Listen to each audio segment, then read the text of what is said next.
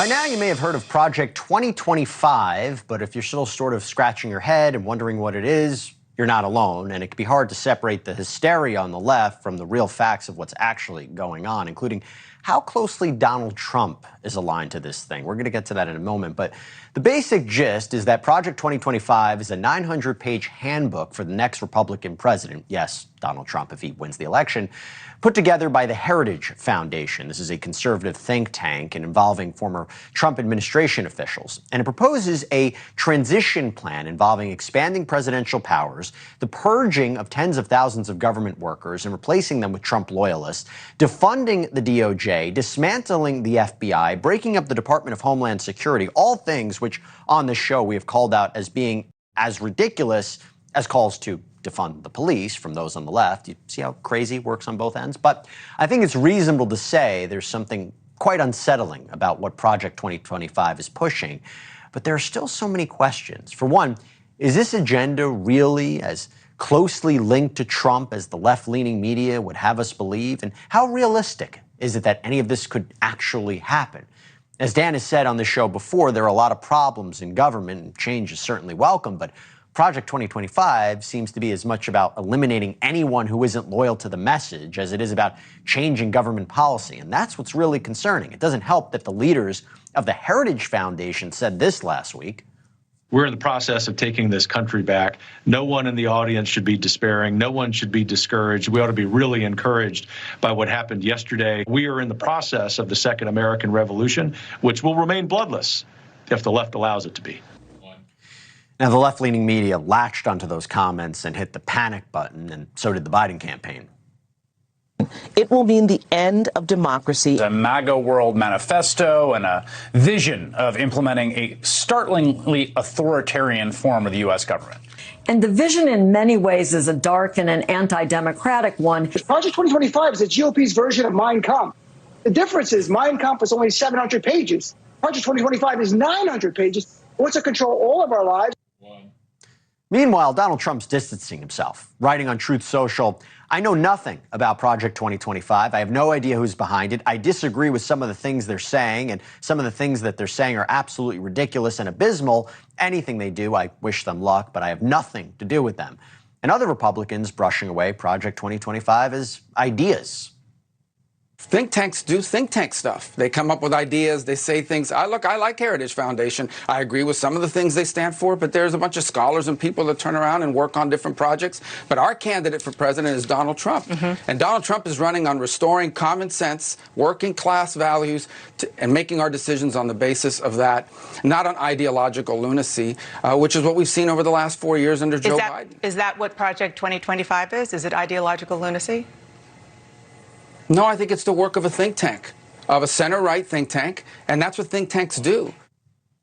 Well, we need an answer to this, and who better to bring on to talk about it than Michael Starr Hopkins. He's an attorney, Democratic strategist, host of the It Matters with Michael Starr Hopkins podcast. Michael, good to have you on. So, think tank or threat to democracy? Absolutely a threat to democracy. It's not just a rollback of individual rights, but really a rollback of democracy itself. How realistic is it? So even assuming that all three branches are controlled by Republicans, how realistic is all of this to actually come to fruition?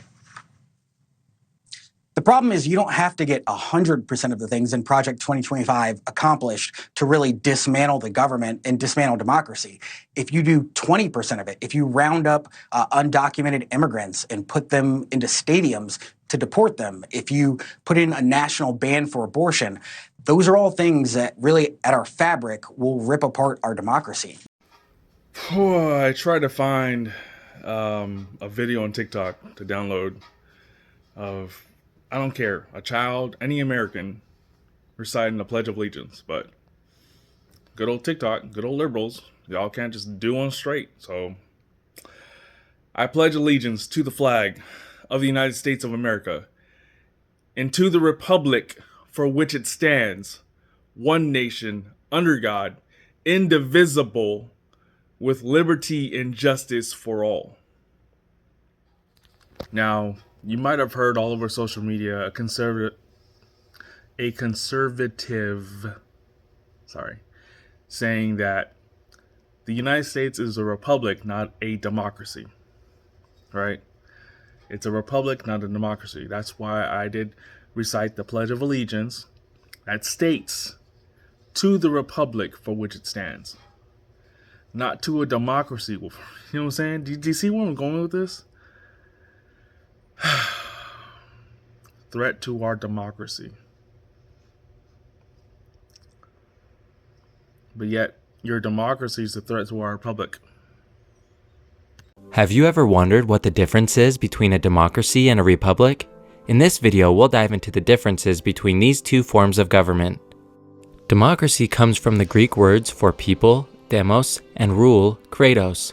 So democracy essentially means rule by the people. Democracy is a form of government that requires that the people be allowed to take part in the government and its political processes. In a pure or direct democracy, all citizens who are eligible to vote take an equal part in the process of directly making laws that govern them. Put simply, in a pure democracy, the majority truly does rule and the minority has little or no power. The term republic comes from the Latin phrase res publica, meaning the public thing. A republic is a form of government in which the social and political affairs of the country are considered a public matter, with representatives of the citizen body holding the power to rule. In a republic, the people elect representatives to make the laws and an executive to enforce those laws. While the majority still rules in the selection of representatives, an official charter lists and protects certain inalienable rights, thus protecting the minority from the political desires of the majority. The first historical example of a democracy can be traced back to around 500 BCE in Athens, Greece. Athenian democracy was a true direct democracy or mobocracy, under which the public voted on every law, with the majority having almost total control over rights and freedoms. The first example of a republic, although it was not a pure republic, appeared around 509 BC in the form of the Roman Republic. While the Roman Republic's constitution was mostly unwritten and enforced by custom, it outlined a system of checks and balances between the different branches of government. So is the United States a republic or a democracy? When the delegates met in 1787 for the United States Constitutional Convention, the difference between the terms republic and democracy were not well defined. At the time, there wasn't a term for a representative form of government created by the people rather than by a king. In addition, American colonists used the terms democracy and republic more or less interchangeably, as remains common today. The United States, however, like most republics, functions as a blended representational democracy, featuring a democracy's political powers of the majority tempered by the republic's system of checks and balances enforced by a constitution that protects the minority from the majority. To say that the United States is strictly a democracy suggests that the minority is completely unprotected from the will of the majority, which is not correct. One feature of a republic that makes it unique is a constitution. A constitution protects the minority from the majority by allowing interpretation and overturning of laws made by elected representatives of the people. In the United States, the Constitution assigns this function to the U.S. Supreme Court and the lower federal courts. For example, in the 1954 case of Brown v. Board of Education, the Supreme Court declared all state laws establishing separate, racially segregated public schools for black and white students to be unconstitutional. The constitutionally granted power of the judicial branch to overturn laws made by the legislative branch illustrates the unique ability of a republic's rule of law to protect the minority from a pure democracy's rule of the masses. You know, the idea that we would deport 10, 20 million people, that would destroy our economy. That would raise inflation. Raise inflation more than it already has been raised? And these people don't belong here. These people don't belong here, and they're taking over. Cuando el presidente Trump dijo que otros países solamente estaban mandando a los violines y a los criminales, y a lo peor de lo peor se refería a este tipo de personas. En este video voy a utilizar a los venezolanos, porque son los que están haciendo el terror allá en Colorado. No,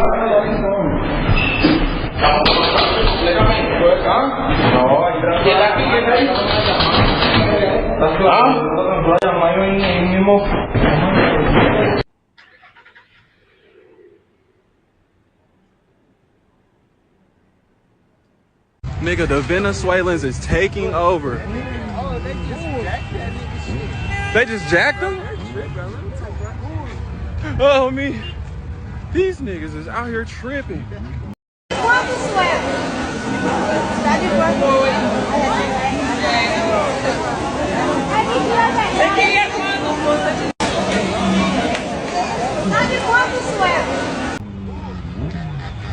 Bro, damn, they done made a mess and shit.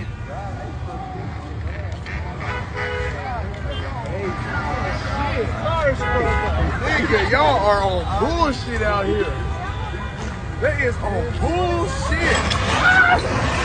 Oh, shit. What the f? Yeah, they're tripping. Nigga, they cracking off in the air and everything. Un estado que es totalmente liberal. Partido Azul. ¿Y qué? ¿Les está funcionando? ¿Verdad que no? Y eso es exactamente lo que nosotros, que somos del Partido Rojo, no queremos en nuestros estados. Queremos salir tranquilos con nuestras familias, queremos poder salir con nuestros hijos al parque, querer tener la tranquilidad de que si el día que vayamos a la tienda, no tener el miedo de que va a salir algún loco con un picahielos y nos va a joder, o nos van a quitar la cartera o X. Porque hasta donde yo tengo entendido, desde el día 1 que yo vine a Estados Unidos, siempre lo primerito que se me dijo es, respeta la ley, porque allá la ley no anda con juegos. Siempre fue lo primerito que me dijeron. Ni se te ocurra salirte de la escuela, porque cuando te salgas y te vea la ley caminando, te van a subir a la patrulla y te van a llevar para tu casa. Y me consta que así era antes. Ahora tienen otras nuevas leyes, ahora tienen otras cosas diferentes y pues ya no respetan a la ley. Y esto es lo que está pasando, miren. En Colorado los tienen de cabeza. En Colorado los tienen, pero bien asustados. Se están metiendo a robar a las casas. Se visten como si fueran trabajadores del servicio postal, del Amazon. Y todavía, peor, es de que este Partido Azul fue los que le dieron la entrada a este tipo de personas. Este Partido Demócrata, aparte de que los dejó entrar, les dio permiso de trabajo, les dio teléfono, les dio hotel de lujo, les dio comida, les dio estampillas y les dio tarjeta para que gastaran dinero cash. Y eso es lo que están haciendo los venezolanos. Como ya se les acabó el dinerito de la tarjeta, pues ¿qué es lo que tienen que hacer? Tienen que robar. Y como eso es lo que hacen en sus países, también lo vienen a hacer aquí. Ahora entienden por qué nosotros nos alineamos con el Partido Rojo. Porque nosotros sí creemos en la ley. Y porque nosotros queremos seguridad, una buena economía y también esa famosa y muy querida y muy esperada reforma migratoria. Ahí se los dejo. That's something that Donald Trump has said he will do from day one. But my question is it unfairly tying Trump to this? I mean, you heard his response. And by the way, the president, this is number 3, Biden had a tweet reacting to Trump's post saying Trump is lying about Project 2025. It's his people, his plan, but it's your freedoms and future at risk. Do you think that that Donald Trump is being unfairly tied to this? First of all, I would never listen to the president, right? The guy who was run for president before and lost twice. All right. I would never listen to that guy who was caught plagiarizing, right? Was caught lying about his 3 law degrees or his 3 degrees undergraduate, lying about, going to see Nelson Mandela while he was in jail, lying about being raised in the black church. I got raised in the black church. He knows I'm not kidding. I got my education for real in the black church.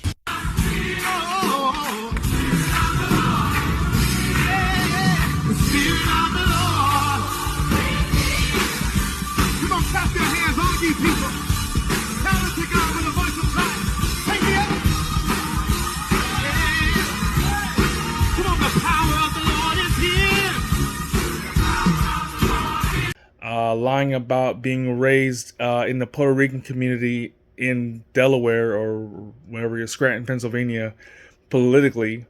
I was sort of raised in the Puerto Rican community at home, politically. I just have one thing to say. All right. I don't know. He's there's like a whole book full of lies that Joe Biden is known to have said.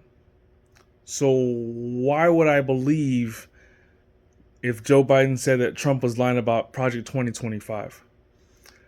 Furthermore, yes, I do believe that it's totally unfair to continue to tie him to this Project 2025 when he has repeatedly denounced his association to Project 2025, just like he repeatedly denounced white supremacy and, the KKK and all this. He repeatedly denounced all that, and you guys continue to unfairly tie him to white supremacy. No, not at all. I mean, we know that Donald Trump isn't really an ideologue. He surrounds himself with people who want to push an ultra-conservative agenda. And so look at the people who are working on his campaign. Look at the people who are running Heritage. It's a lot of the same donors. It's a lot of the same comm staff. And he's really building out his plan. Charlie Kirk is running the Get Out the Vote effort for the RNC.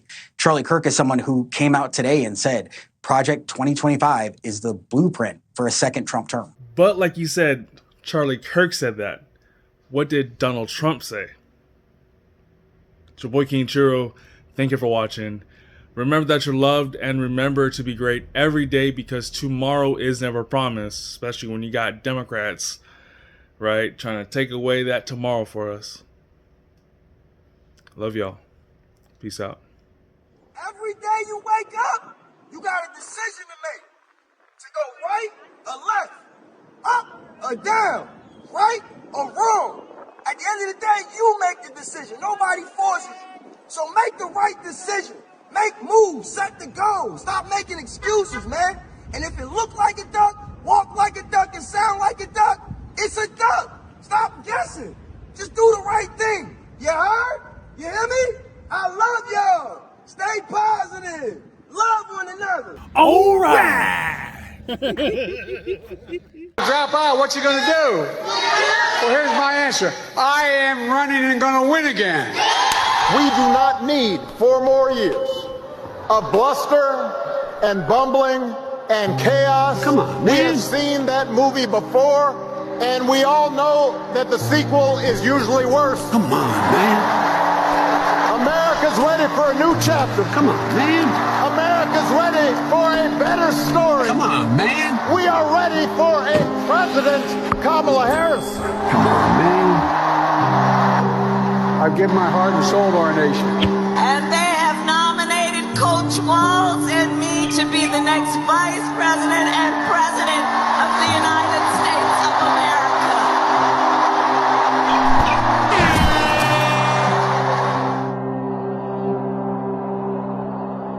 Well, I got my education in the black church, not a joke. Make us proud. Be a 2-term president someday, Joe. I would say raised in the synagogues in my state. One day, you'll stick up for people like us, Joe. You can do it if you get 2 terms. I was sort of raised in the Puerto Rican community at home, politically. Joe, when you become president someday...